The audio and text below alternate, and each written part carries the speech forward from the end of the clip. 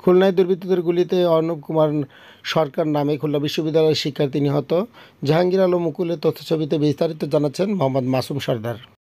যে কোনো মৌসুমে টাইলস, মোজাইক বা মার্বেলের যে কোনো ফ্লোর ঝকঝকে পরিষ্কার জীবাণুমুক্ত রাখতে ঘর জুড়ে সুরভিতর জন্য doctor clean floor and tiles cleaner হোক প্রতিটি পরিবারের সুরক্ষার সঙ্গী। Health care agro and chemical limited.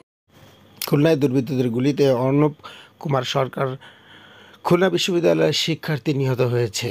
শুক্রবার 24শে জানুয়ারি রাত 8:30টার দিকে নগরীর শেখপাড়া তেঁতুলতলার মোড় এলাকায় এ ঘটনা ঘটে। নিহত অর্ণব নগরীর বসুপাড়া এলাকার বাসিন্দা নিশীথ কুমার সরকারের ছেলে। প্রত্যক্ষদর্শীদের বরাতে জানা যায়, রাত 8:30টার দিকে অর্ণব ময়লাপোতা থেকে শিববাড়ির বাইকে যাওয়ার পথে তেঁতুলতলার মোড়ে দুর্বৃত্তরা তার মাথায় গুলি করে। পুলিশ জানায়, ঘটনার পরপরই স্থানীয়রা তাকে উদ্ধার করে খুলনা মেডিকেল কলেজ হাসপাতালে নিয়ে গেলে কর্তব্যরত চিকিৎসক তাকে মৃত বলে ঘোষণা করেন। এদিকে পুলিশ জানায়, ঘটনাস্থল থেকে তথ্য সংগ্রহ করা হচ্ছে এবং হত্যাকাণ্ডের প্রকৃত কারণ জানতে তদন্ত শুরু হয়েছে।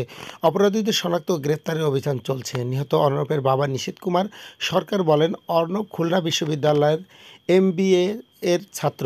তার রোল নাম্বার 230317।